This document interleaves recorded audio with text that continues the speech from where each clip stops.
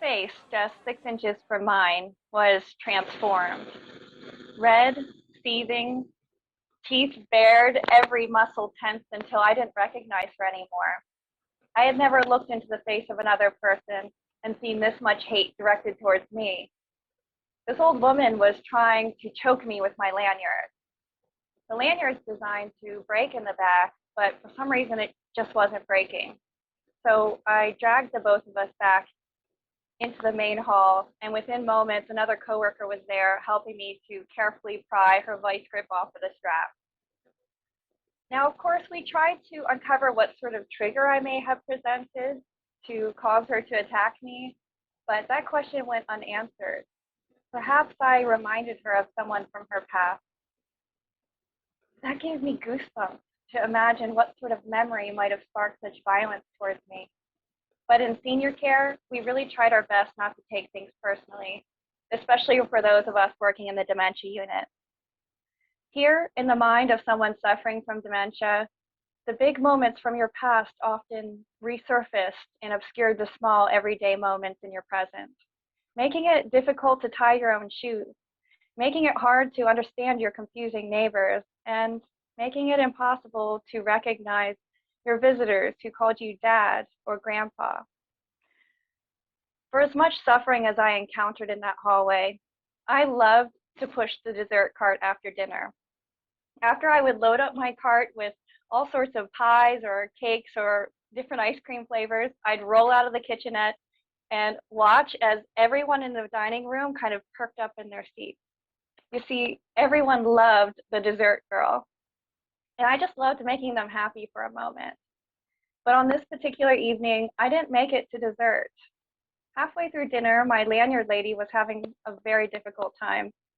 When we realized that we weren't going to get any more food in her and being in the dining room was just making her more agitated, I announced to my coworkers that, hey, I'll just take her back to her room and get her settled in for the evening a little early today.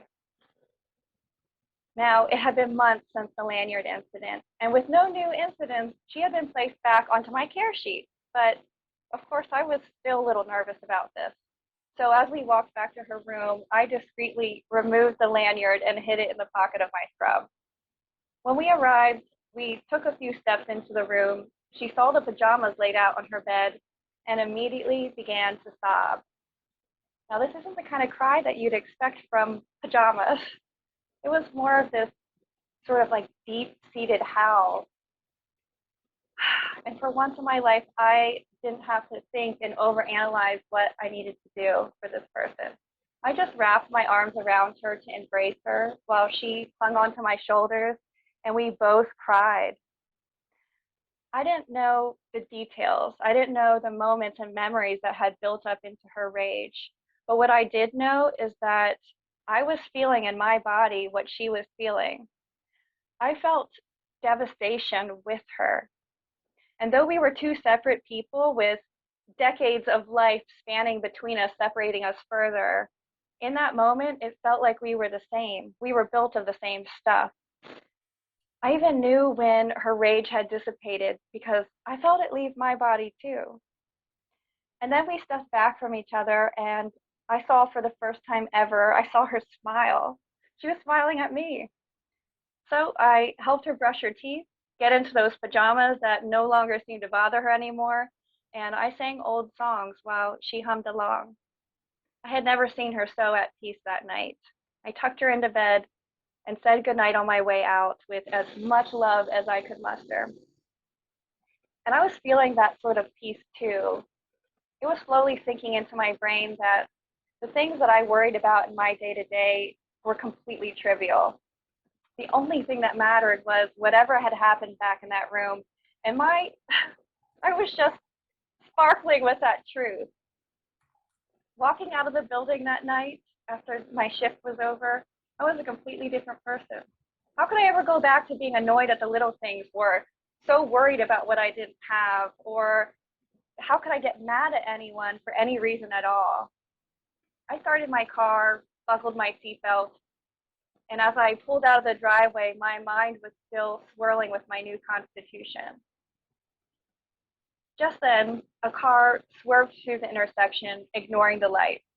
Adrenaline shocked through my system, and I was practically standing up in my seat with all of my weight in the brake pedal, trying to stop. Yes, I felt instant relief at the near impossible miss of this car accident. But then my headlights illuminated the face of the other driver as he passed so closely across the front of my car. And that asshole was smiling at me. Oh, fuck you.